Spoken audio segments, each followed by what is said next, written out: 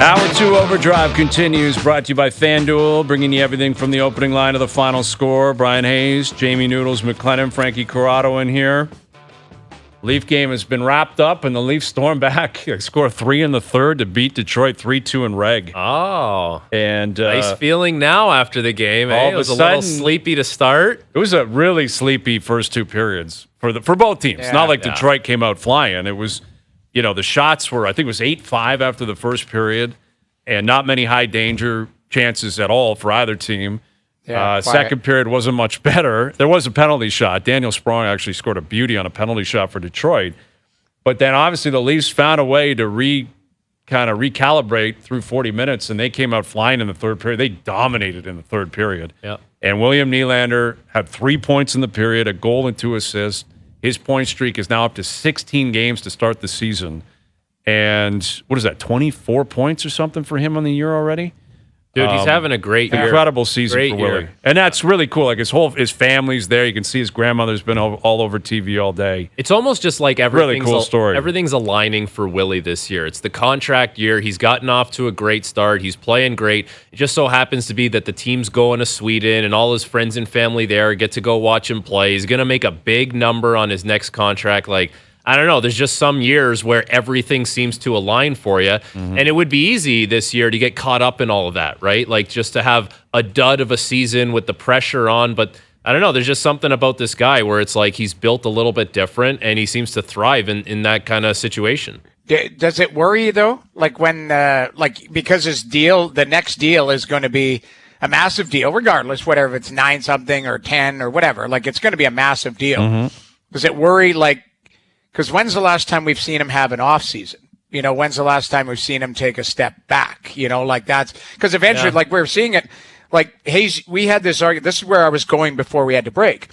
Is Connor McDavid had 100 and what did he have for points last year? 153. 153, yeah. And we had the huge argument. It's like, okay, it's 170 this year. Like what? Eventually you hit okay, that's going to be your top, right? So I don't know. It looks like right now, the way William Nylander's playing, he's going to break through the 87 points he got last year. Oh, yeah. Mm-hmm. Easily. But is that going to be the top? Noodles, how about what's going on in Columbus right now? Like Johnny Gaudreau's making 9.75 there. Patrick Laine's making 8? Or both those two guys in Columbus got sat down that last night, They're the two highest paid players on that team. They all signed, Johnny Gaudreau got significant term. Laine got a mid-term. And both those guys were benched for 10 minutes in that third period, and they're chasing the game against the Coyotes, and they couldn't be on the ice. I don't mind it either, Noodles. I like accountability. I said this the other day. The big story is Huberdeau gets benched, and good for Ryan Huska, because that's the only leverage these coaches have nowadays is ice time. Everything else, these guys are making a boatload of money, and rightfully so. They earn their contracts. So when I see it, I was like, okay, Columbus, their coach is not the substitute teacher, because keep in mind, he was a substitute teacher because Babcock was supposed to be coaching that team this year.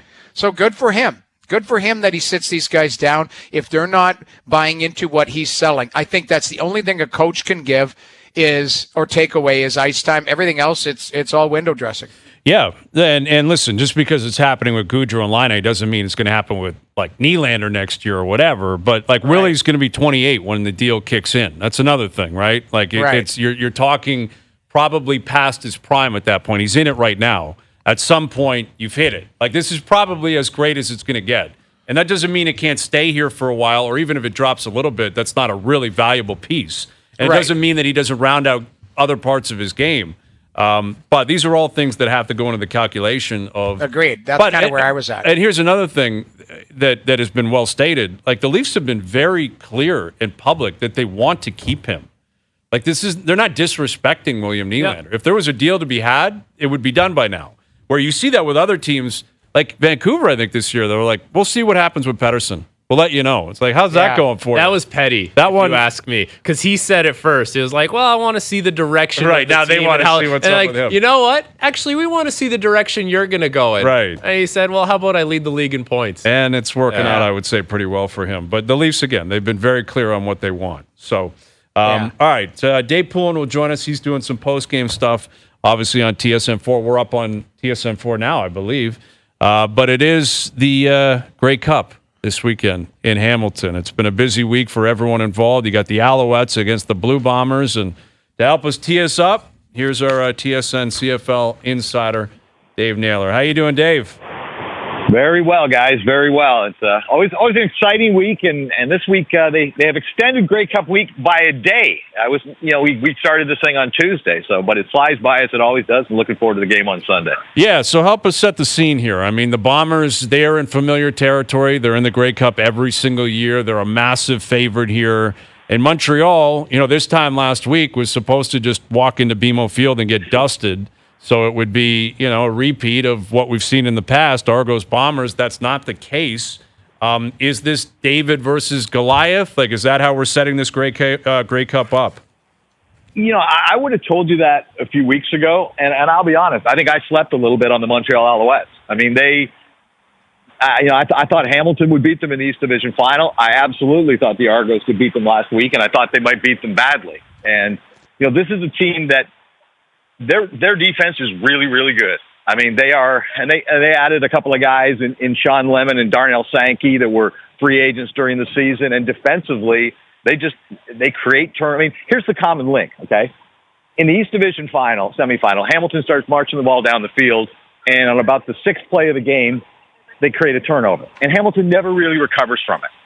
And then last week, I'm standing down on the concourse level at BMO Field, and Toronto's going down the field. It's just slice. And I think, man, this is going to be a blowout. It's going to be a great day for the crowd. It's not going to be a heck of a football game, but everybody's going to love watching this.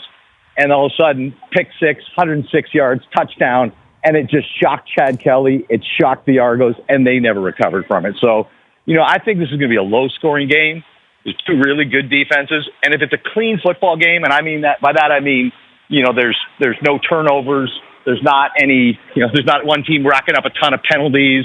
There's not one team that really dominates on special teams. Winnipeg wins.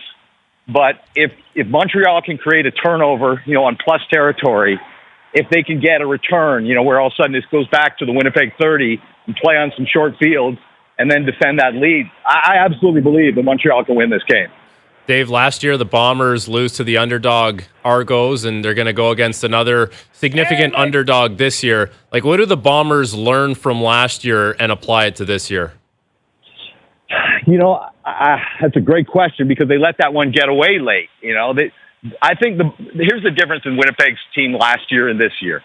They got a running back in Brady Oliveira that can really control the tempo of the game. I mean, he's the outstanding Canadian at the award show last night in Niagara Falls, and he was the Western nominee for outstanding player.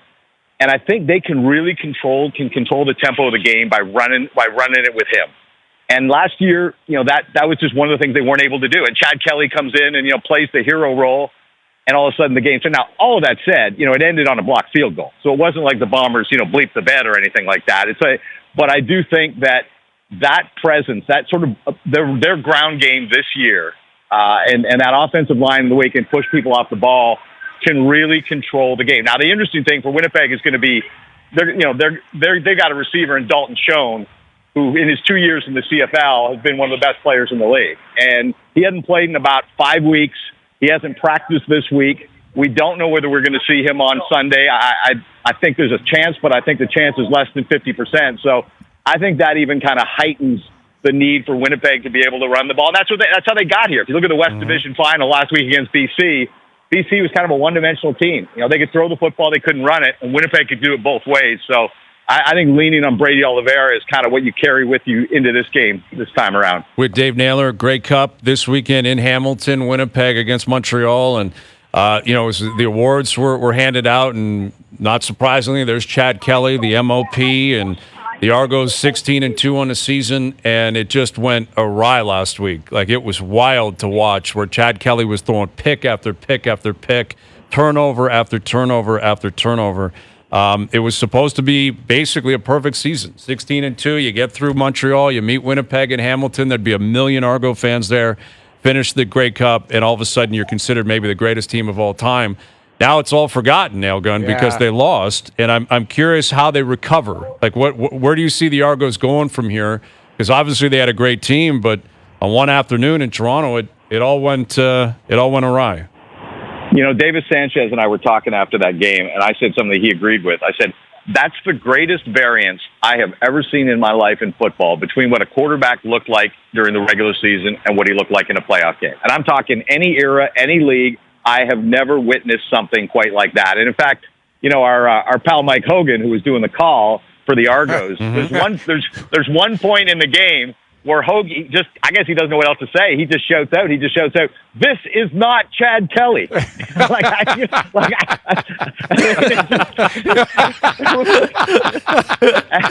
And that's what everybody was thinking. You know, it's just like, who is this guy? And here's the one thing I'll say about the game, just on Chad, before I get to the Argos in general, okay? Think of the situation that Chad Kelly got thrown into last year. Middle of the fourth quarter, has barely played, hasn't had time to think about it, no expectations. If he's terrible, no one's going to say, "Hey, what the heck?" And he plays Grey Cup here and they win it. This one's the exact opposite. I mean, he had 8 weeks to think about this game. You know, the expectations were on him. Next year, he's the highest paid player in the league. I mean, they had 26,600 legit in BMO, and a lot of them were there to see number 12 play. And, you know, I don't know if the moment got too big for him, but absolutely, that was the absolute opposite scenario. And look, here's the loss. Besides not getting to the Grey Cup and losing the football game, is, look, you guys are well aware of, you know, the recent history of the Toronto Argonauts in this market, and to actually get a crowd like that. And look, I took the GO train down, you know, from Port Credit where I live, and I got off the GO train, and you know, I go to a lot of Argo games on the GO train. There usually isn't a problem, you know, fitting in between the tracks and the fence and having to sort of be sandwiched by the crowd as you're walking towards the stadium. That is not a common experience going to Argo games. And just that, I was like, holy smokes, you know, and the atmosphere, people shouting Argos, all the gear, the Chris Schultz jerseys. I mean, it was amazing. And then the air all went out of the balloon. And I can only imagine what the people in the Maple Leaf Sports and Entertainment box were thinking as they watched that crowd that they've dreamed of, with that team that they've dreamed of having, fall flat on its face. What I hope happens is that, you know, people remember the experience. Remember what an Argo game can feel like, because that was something special. And look, it's going to be a very talented team as well. I mean, and I don't think Chad Kelly's going to the National Football League. And we reported today that he's got a bunch of NFL workouts scheduled. That's not a surprise at all. But, you know, he's not a guy who's going to be a number one in the NFL. He has no NFL starts on his resume. And if you look at who the veteran number twos are in the National Football League, at least to start a season, they're all guys that have got, you know, 6 to 15 starts on their resume or something like that. And he's not a number three because he's not a developmental guy. He'll be 30 next year. And also he's got 4 years into the NFL, so they can't pay him a rookie minimum. They'd have to pay him more. I think Chad Kelly's going to be around for the long term in Toronto. I think he's really embraced this opportunity. So I don't think this is a team that was a one-off. Like, whoop, there goes the window. You know, the Argos are done. I think they're going to be very competitive, and there's going to be some very exciting football played at BMO Field over the next few years. So I've got two questions. They're kind of the same question. Will Mike Hogan recover? Because it sounds like, and we were, you know, like, poor Hoagie, we love him to death, but you know he bleeds blue, and he was not in a good space. And you just may have mentioned it, but I want it clarified. Like, will Chad Kelly recover from this too? Because that's the, you know, it's concerning, because you're right. You 8 weeks to think about this, didn't have much to think about last year, just played. He was so dominant this year. Now, will there be question marks on him heading into next season? Absolutely there will. I mean, the narrative changed on Chad Kelly. I mean, let's put it in some context here, Noodles. That's the first game of his professional life that he played at least a half and lost. He never lost a football game that he played at least a half. I mean, that's how shocking a defeat that is. So the narrative on Chad Kelly has changed sharply, and how he digests what happened on that game and how he processes it. I mean, his speech last night, you know, when he won the MOP award was very emotional. And I'll tell you, I ran into a lot of Argo people in the lobby, you know, before and after that show last night, and they all had the same kind of look. I mean, Ryan Dinwiddie looked like the most, I don't want to say he looked unhappy as he got up on stage to win the Coach of the Year, but he wasn't beaming. You know, it was just, you could still see the pain. And I saw that in a lot of the Argo people that I've seen here this week, is that, hey, it's great to be here. They're here to celebrate Grey Cup week, and it's a great week for Canadian football, but man, that's a wounded bunch. There's no question at all. And that is going to be the narrative about Chad Kelly next season. And, you know, he's a guy who's had some ups and downs in his life, football and otherwise. He really has made the most of the opportunity. He's going to be the highest paid player in the league next year. There's pressure that goes with that. So I think the biggest question about Chad Kelly going into next season is, how does he deal with pressure? Because that's really what that was about on Saturday last week. And, now, again, he's the face of this franchise. MLSE is going to want to do all kinds of things to try to build the Argo brand off of this era with him as the starting quarterback, and they're paying him a whole bunch of money. And he's making, by next year, he's making between $600,000 and $700,000, which for CFL money is a lot. So how does he deal with all of that, I think, is one of the things people are going to be talking about going into next season. All right, buddy. Enjoy the weekend. It's going to be a fun one. Grey Cup Sunday, and we'll do it again soon. Thank you, Dave. Hey, thanks so much for having me, guys. Take care. Dave Naylor, our TSN CFL insider. Grey Cup this Sunday. Alouettes versus the Blue Bombers. So it'll be a lot of fun. Poor Hoagie. Yeah, I told you, I was listening. I was going to the Leaf game. We were on our way down for dinner. I was listening, and Hoagie was like slowly but surely, it was kind of dawning on him that it was over. Because Hoagie's like the biggest Argo guy in the world, and he's been following the journey all season. And it was like, pick. And it's like, oh my God, they're done. They're going to lose. Like, it just kept getting worse and worse. For the nail gun to him to scream out, this is not Chad Kelly. Yeah, it's an imposter. It's excruciating. But what are you going to do? So there's always next year, right? There's always next year. But shout out to the Alouettes and the Blue Bombers. All right, so Mike Johnson will join us from Sweden. Johnny was, I guess he was up in the booth. I don't know if they do, between the benches in Sweden. I don't think so. Up top, yeah. Yeah, he was doing a side-by-side with Gord, so I'm sure they were up in the booth. But what an afternoon it was. Like, these are games that you remember at the end of the season because they're so different, so unique, right? Like, you can never mess with a Saturday night. That should never change. The Leafs should have as many Saturday night games as you can. I think that applies league-wide. I think every fan base appreciates that. But the occasional change of pace, 2 o'clock, 1 o'clock game, like 8 a.m. on Sunday. They play Minnesota at 8 a.m. on Sunday. That's going to be a very different vibe. There's like a very certain unique demographic that loves that. There's like the crew that's up at 5 a.m. with their kids. Yes. They love that. That'll be me. My kids, they're on the ice. I think they're on the ice, actually, at probably 8 a.m., so I might be watching some of it from the rink, but I'll get home for the second or third period. It'll be great. It's a weird because doesn't Minnesota play at 11 a.m. the day before, right? They play Ottawa tomorrow, yeah. They're going to have 2 games in 21 hours. Like that's playing a Saturday night 8 p.m. game and playing at 5 o'clock the next day. Right. Like that's really, and we've seen that. We see that throughout the league, but that's basically what they're dealing with. So they're, the Leafs will have a good night tonight. They go back at it tomorrow, and then they play, an afternoon game on Sunday. Yes. So again, the Leafs storm back this afternoon. They were down 2-0 going into the third period, and Detroit was probably thinking, here we go. The Red Wings stormed back against Ottawa. They found a way to push that game to overtime. They got a point. Probably thinking at a minimum, we're going home with 2 points, even if the Leafs storm back and push it to OT. You had me bought in on something. I said that the Leafs had the advantage. They were catching both teams on back-to-backs, and then you made your counter argument that Detroit got things going. They got the dimensions of the rink, and I was like, that was a good take. Hayes got me on that one. And then sure enough, the Leafs come back. They wore them down. Although that's true, because your point eventually came to fruition that the Red Wings, their legs just fell off in the third period. Right? Because the Leafs came alive, and, if you're just tuning in, William Nylander with a goal and 2 assists. Willie is playing like a rock star right now, man. And Bertuzzi factored in big time to the third period as well. Yeah. That's maybe the bigger story. Like, Nylander has been a great player for a long time. He's having a great season. John Tavares scoring the winner. Tavares has had a great start again to the season. But Bertuzzi has taken a lot of flack. Yeah. And did not start well, and I think unfairly, because of the nature of the market, the amount of content that gets created with the Leafs, it's a long off season. He's a new toy. People are like, start on time. Let's see what you got. And everyone's been dying for this kind of player. Exactly. And as a result, there was no transition period that was granted to him or to Domi. And I guess with Reeves and Klingberg, you got to grant them that as well. Although Reeves didn't play again today, and Klingberg, I'm not sure when he's going to play again. Well, that kind of creeped up. Like that narrative just on Klingberg, I don't know what you make of that. That was just a weird. All of a sudden, he's had an injury his whole career, which I was never privy to. But all of a sudden, he's had something that's been ailing him his whole career. These are his words, not mine. And he's trying to get back. He's trying to skate.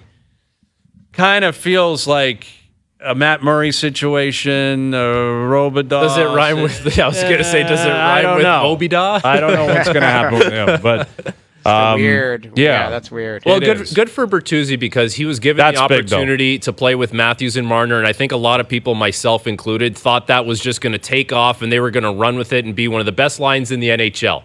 It didn't happen, but man, he's found a home with Tavares and Nylander. It's a very good second line now. Like they're playing great at 5-on-5. And for a guy that Tavares that takes a lot of flack and not driving play 5-on-5, not producing 5-on-5, they look good. Yeah. They look very good. Exactly. And the rock star, the guy who's driving it is Nylander, and that's fine. But Bertuzzi has a big opportunity here, right? Like he signed a 1-year deal. It was kind of a show me season for him. And as you said, when he got here, it was like, you're with the big guys. Like, you're with Matthews and Marner. Go see what you got. And it never clicked. Like, it didn't work for any of them, really, and Bertuzzi in particular. But it's 16 games. This guy's a good player. He was a good player in Detroit. He was really good in Boston. He was a playoff performer in Boston. If it didn't click the first 10 games, it's irrelevant as long as it clicks at some point. And maybe that's what we saw today. Maybe that's what we've seen the last few games where Tyler Bertuzzi turns into an X-Factor type guy. And if you look at the winner, Leaf fans will love this. Who he wins a battle against to get the puck.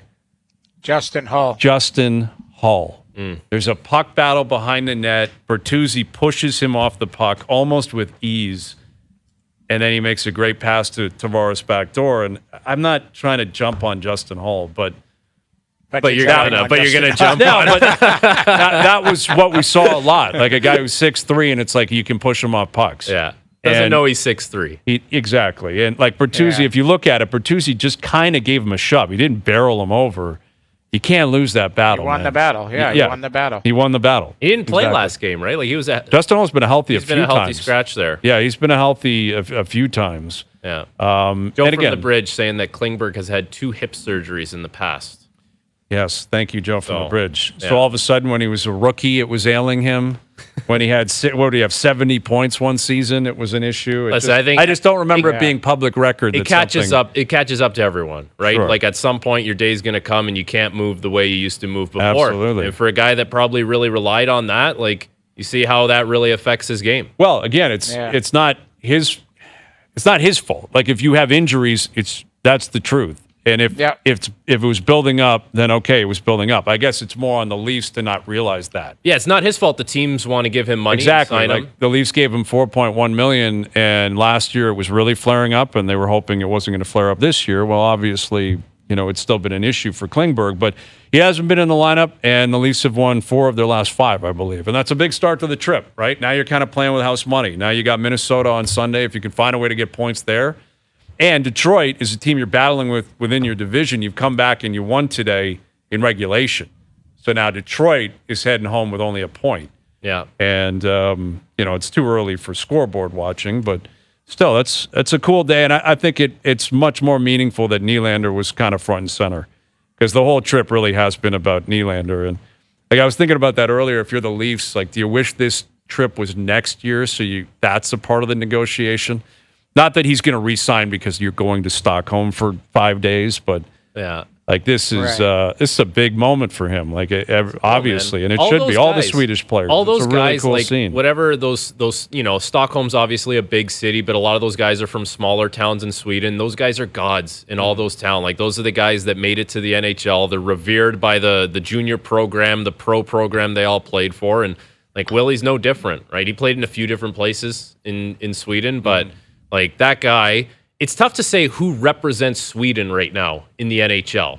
Like who would be that guy? Like Victor Hedman is a big name, probably, right? Like Willie's got to be in that conversation as far as the Swedish players playing in the NHL that are the marquee guys. Yeah, I think of like Zibanejad. Yes. Yeah. I mean, Philip Forsberg is Swedish. Yeah. But you're right. There's no like real like one guy that completely dominates. Yeah, outside you're right. of Hedman, you're right. Like Hedman's got the pedigree, right? Hedman's the guy. Hedman's definitely the guy. But even in net, like it was Lundqvist for a long time. Yeah, Linus Ullmark. Yeah, I guess so. Yeah, right? Ullmark is Vezina winner. Yeah, like there is. I went down. Like if you're right, if you look at the top players from countries, like obviously the Golden Goose, you've got McDavid, you've got Bedard now, so that's good. But you start to look at other countries. It's Jack Hughes, it's Matthews, it's USA. Then you look at Sweden, all these other countries. Patterson, right? Patterson. But they're all all these other countries are catching up. Put it that way. There's Germany, Draisaitl, Stützle, Seider. There's really good players coming from all these countries now. Well, but it is interesting with Sweden where Salming was obviously the first one, but there was a run there where it was Sundin and Lidstrom and then the Sedins and Zetterberg, Alfredsson and Zetterberg and Lundqvist and now, and then Nick Backstrom showed up and maybe there's just more of them now, so we don't see that one complete standout guy because they're producing a lot of talent. I think if you were, it'd still be a really good team when we start doing best on best again, and you put together the Swedish roster and compare it to Canada, U.S., Rasmus Dahlin, it's gonna be a very good team. Yeah. Oh, they're always in the mix for sure. Yeah. Finland always in the mix, no question. All right, Mike Johnson coming up from Sweden a little bit later this afternoon on the Leafs winning 3-2 this afternoon against Detroit. We'll get Al's brother in here, Luke Willson in here. Picks to be made for the rest of the week. Team Hayes and Bro off to a truly remarkable start. Just an outstanding pick, tremendous information, gut instinct. We were on the Ravens last night. They were rolling. And the other team, the other guys, they're reeling at this point. So we'll get to that still to come as well. OverDrive continues, TSN 1050 and on the TSN app. All right, Mike Johnson coming up in about a half an hour from Sweden. The Leafs victorious today. They beat Detroit 3-2, which was impressive, right? Impressive. But not nearly as impressive as the inaugural pick for Hayes and Bro last night. There's my man, my partsy, Al's brother. That hat looks glorious. That said, I sent you a sneak peek of the new hats coming, and these are going to absolutely floor people, right, Al's brother? These look pretty slick. I'm not going to, this is a nice hat. The new one's coming in. I do it's got a little bit of extraness to it. I don't want to spoil it, but there's a bit extraness coming, and I can't wait to put that bad boy on top of my head. He sounds like he's in a toaster. Yeah, no, he's hungover, man. He was celebrating last night. Holy He's celebrating what was a great win. Mix in a water, Al's brother. I don't know what to tell you. Last night was fantastic, honestly. And the group chat, we woke up this morning, and the group chat just carried over into the morning. Right. And these pigeons just trying to tell us that we need to nullify that win. Yeah, okay. Embarrassing. It's they're embarrassing. scared. They're scared. They know it's embarrassing. they're in trouble.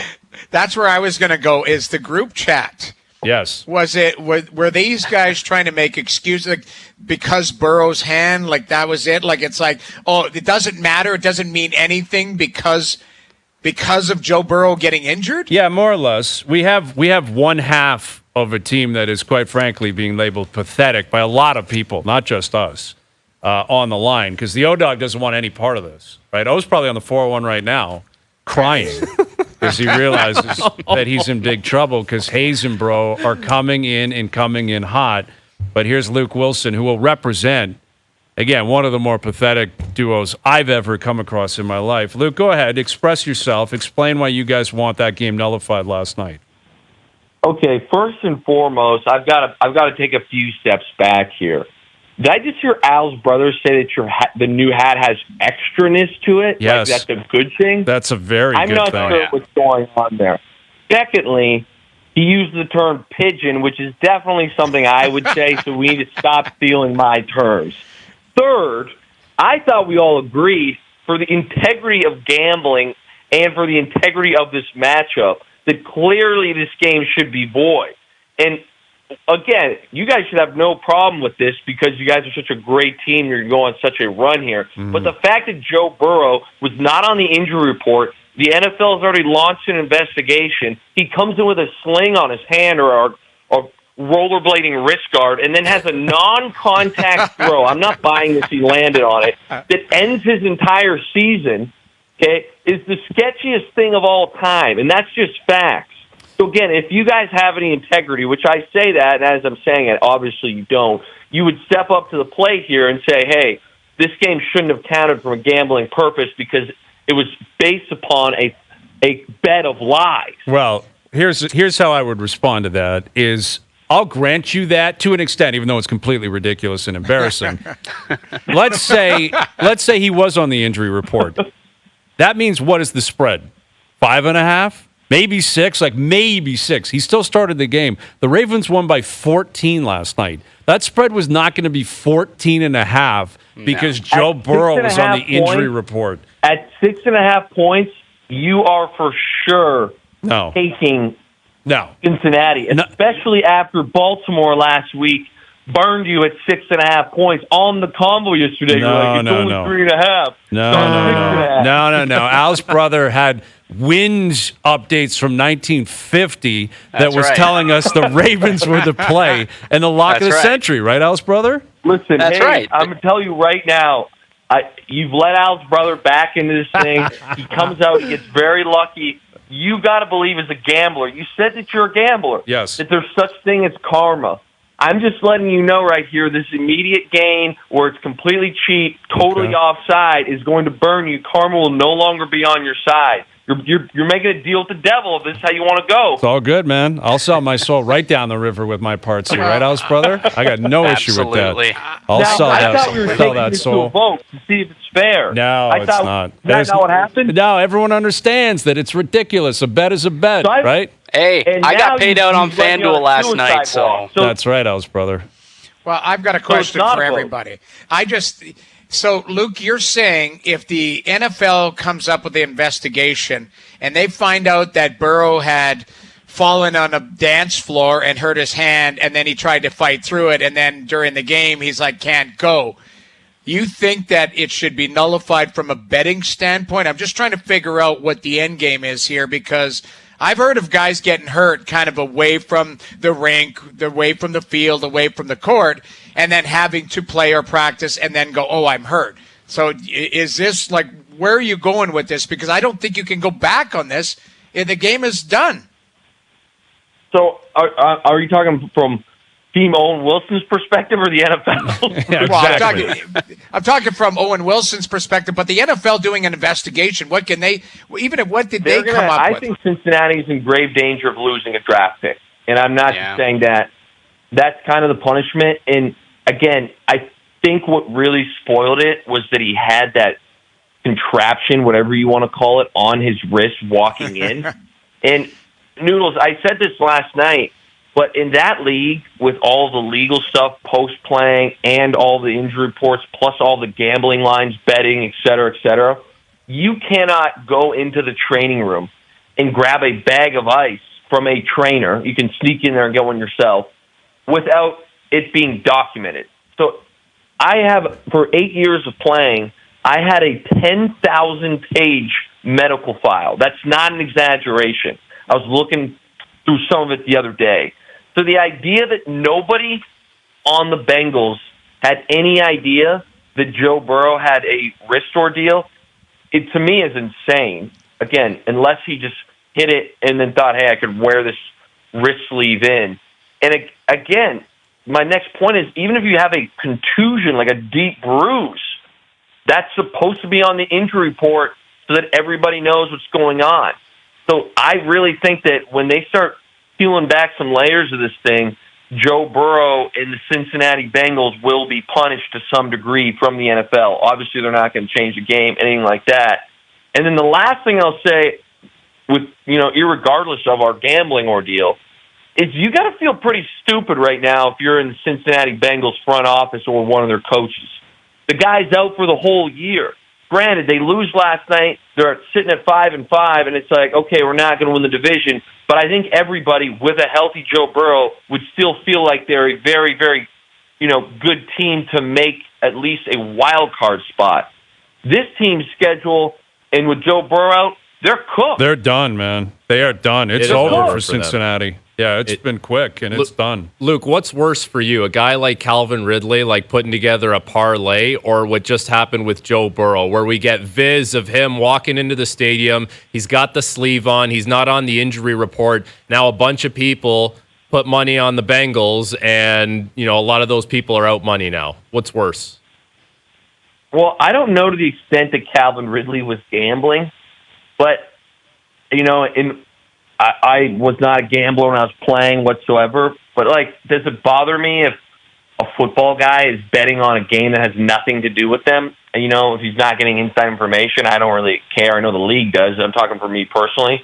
But, if Joe and the Bengals knowingly withheld information and then sent him out there being like, any one of these throws, this thing could go, to me, that's much worse. And I guess the fact that it's Joe Burrow, who's, one of the 5 best players in the NFL, I would say, it's like the whole thing is just very strange. It's very shady.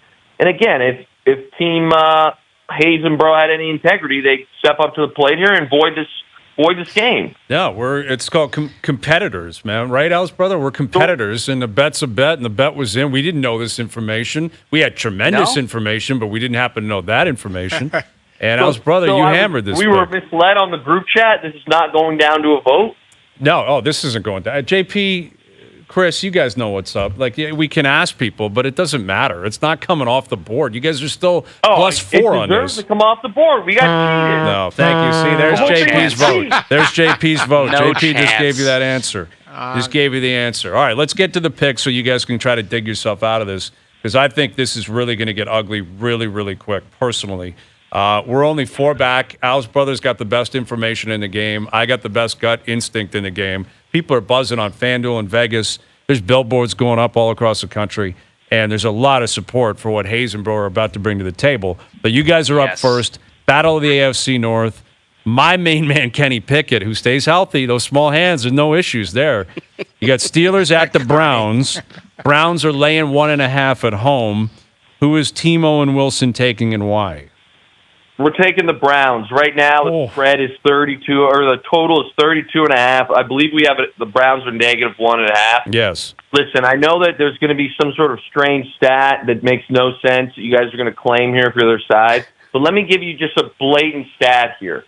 The Pittsburgh Steelers, are currently through 9 games, have been outgained by 823 yards. Mm-hmm. This offense is bunk. They're the only team in NFL history to be above 500 with that kind of number. Okay, they're going in here playing a defense that is more elite than their defense, which is very good. Pittsburgh's banged up. Now we've got drama over who the starting running back is between Najee and Jaylen Warren. And on the flip side, everyone's like, Deshaun Watson's hurt. End of the year is so tough. What the heck has Deshaun Watson done any game this year? Nothing. Mm-hmm. Nothing. That's what he's done. Cleveland wins this bad boy. It's in Cleveland. We're taking the Browns. Ooh, I love that, Al's brother, personally. I love it because – go ahead. You explain why you love it, because I'm sure you do.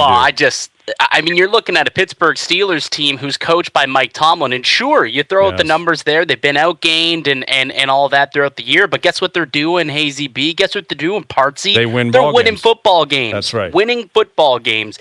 And look, this offensive line is starting to come around. You look at what they've been able to do in the run game specifically. They've been the 4th best rushing attack over the last 3 weeks, averaging 5.2 yards per carry, and that's exactly what they're going to keep doing. The Browns D, that's their one weak spot. They're 19th this year when it comes to giving up yards per carry. I think they can gouge them with this 2-headed attack. I think they can keep the ball on the ground, keep it low scoring, and just edge out the victory. And Mike Tomlin picks up another victory. I agree. They'll be gouging, and you're right. It's the ugliest 6-3 of all time. But you know what will be even uglier? 7-3, and that's what's going to happen this weekend, because Tomlin and the Steelers, that's what they do. They win ball games. They're not dealing with controversies. Kenny Pickett will roll in there, and it'll be all good. I love that we're on the Steelers. All right, the afternoon game, the 4 o'clock window. Seahawks at Rams. Seattle laying 1 in L.A. Al's brother, you have the honors. The 2nd pick in Hayes and Bro history. We are 1-0. Perfect right now. Basically the 72 Dolphins. Go ahead, Al's brother. Explain who we like and why, please. So the Seahawks seem like the obvious pick here, right? Mm-hmm. Like the Rams are toast. They're 3-6 on the year. Wrong. And this is where the intuition of Hazy B comes into play. Thank you. With myself, because he said to me this morning, this line seems fishy. And I agree, it did. So what did I do? Went to go and try the tremendous information out there to explain why the line is the way it is. And here's what I came up with. The Rams against the Seahawks, 9-1 against the spread so far in the last 10 games. They won in week 1, 30-13. And you look at this Hawks defense, kind of struggling of late. They're giving up a lot, 418 yards they've given up in their last 3 games on average. Matt Stafford returns. I think you put that passing attack against this defense. They put up 350 yards without Cooper Kupp last time. You add him into the mix, I think they're going to sling it. I think that this is going to be a big win for the Rams. Yes, we are taking them. Yes, we're taking on the Rams. We're on the Rams, and Luke's I love gonna this. love that. Pat No, he's McAfee, not. all he says is the Seahawks win. That's No. all they do. Here's why before Luke speaks, Luke has told me 15 times on the air and off the air, Seattle can't beat LA. They can't. That's not what I've said. Yes, you said that, and you know you said that. With LA. McVay owns Pete Carroll. He owns them. The Rams are coming off a bye. Stafford healthy. Rams by a touchdown. Go ahead, Luke. Explain why that won't happen. Because we've already lost to them once. We split with the Rams every year. We've done it for decades straight. Okay, Except last you guys year. not realize this is a divisional Thank you, game. We split with the Rams. That's what we always do. Okay, there's no way we get beat again by this Rams team. Also, you know what Matt Stafford does do a lot of? Throw picks. Okay, we have more pressure. We figured out week one. We've got all the film on our hands. We're going to go to L.A., which, by the way, you know who runs L.A.? Pete Carroll. Shout out USC. Okay, this is an easy one. Again, right now, we're already back. We're going to win the 1 o'clock game. After this, we'll be +6. I just don't see it happening. Yes, we haven't heard that in a long time. I love Hey, that that's on my side. Hey, he throws out this pick, he throws a lot of picks. I don't know where you're getting that information from, because the information that I'm seeing is Matt Stafford has the second lowest turnover-worthy plays in the NFL and the second highest big-time throw rate in the NFL this year. Sure, they have not resulted in touchdowns yet, but I think with the bye week to prepare for this defense, one in which he's torched the last 2 years, I think that this is a get-right game for that offense. They put up a bunch of points. I really like them, especially Seattle on the road. They don't have the 12s behind them. Brutal. That's why the Rams are going to cover this bad Preach, boy. Ellis, brother. I love it. Here's one more Let's go, reason why Patsy. the Rams roll. This is how pathetic the Seahawks operation currently is. Adam Schefter tweeting out, the Seahawks are signing 41-year-old offensive tackle Jason Peters to their active roster off the practice squad. They got a 40. That guy's older than I am, and he's going to be older than protecting Gio. Geno He's Smith. older than Giordano. He's played the last 2 weeks and been great. He's brutal. He's That's brutal. a terrible stat. He's He's brutal. been playing. 41 years old, not going to work. Not against the Rams. Not against that Rams defense. Will be cooking off a bye. All right, the Sunday Nighter. This is where it sets up. This is where we start to realize, Al's brother, the Immaculate Weekend is available for us. Sunday night, you got who do we have? We got the Vikings at the Broncos. Denver laying 2.5. Luke, who do you like and why? The Vikings. This is a layup, and I know you're going to come on here on Monday and say it's a layup. The Pasternak rolls here. Everybody's all hyped on Denver because they've won a couple games in a row. You watch the Monday night game; they look terrible. The Bills were an awful operation. They don't they don't move the ball down the field by throwing it. It's these short runs. They're running base personnel. I'm talking about the Broncos offense. Even if the Broncos get a lead here, they don't actually try and step on your throat because Sean McVay has no faith in Russell whatsoever right now. So it's going to be close. The Pasternak's going to become Mike Vick for the 3rd week in a row. Find a way to get this done. That's that. This is the easiest layup of the week. No, I honestly, like, the Vikings have won 5 in a row. They're due to get smacked. And Josh Dobbs has been a great story. Everyone knows it's coming. Look at what Denver just did to Josh Allen. They may have just ended the Bills' season. And Pat Mahomes. They've got wins Mahomes. against Allen and Mahomes in 2 of the last 3 weeks. Like, Great this point. is a Great sneaky point. good team. Keep in mind that Denver went over this was a complete offseason overhaul, bringing a brand new coach, brand new systems. It's going to take a few weeks to figure it out. I think they're finally figuring it out here. They've won 3 in a row, a couple big wins. The defense, second so far in the last 3 weeks scoring defense, so I think they can keep it low scoring. I love it. Denver will get the win. Yeah, you're right. We'll be well on our way to Denver by a Immaculate touchdown. Week, You're right. Immaculate Weekend will be available to us Monday night, and that'll be our pick. So there you go, Luke. I don't know what to tell you, man. Watch yourself, because Hayes and Pro, we're going to blow past you by next weekend. You guys thanked me. I was expecting a big vote. It's just bad karma all around. No integrity out of you guys, and I can't wait for you to take the Chiefs on Monday night to complete the absolute sweep of the weekend. Not going to happen, man. You'll find out on Monday. We'll chat then. Thank you, buddy. See ya. Luke Willson of Owen Wilson, sounding very nervous. You guys come up with a salute yet, you and El's brother? It was we're still ugly working on that. yesterday. We're still working on that. That we was could do the awkward. Raven, right? We might do the Raven. The Raven? right? We might do the Ravens. Pack. We got the Wolf Pack, which I think is pretty talk. cool. We'll get a lot of time. Wolf Pack is kind of cool. We're easing back into this, right? Al's brother made a shocking return to the program yesterday. He was trending online. You were trending online for like 24 hours, Al's brother. That's crazy. Wild. Honestly, crazy.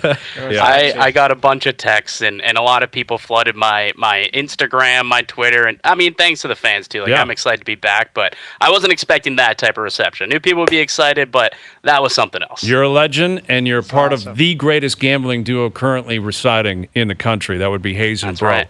All right, Al's brother, we'll be chatting with you over the weekend, and we'll do it again on Monday. Absolutely. Have a good weekend, boys. Our good buddy Al's brother. We'll head over to Sweden in about 15 minutes. Mike Johnson coming up, the Leafs with a win this afternoon. Overdrive continues, TSN 1050 and on the TSN app.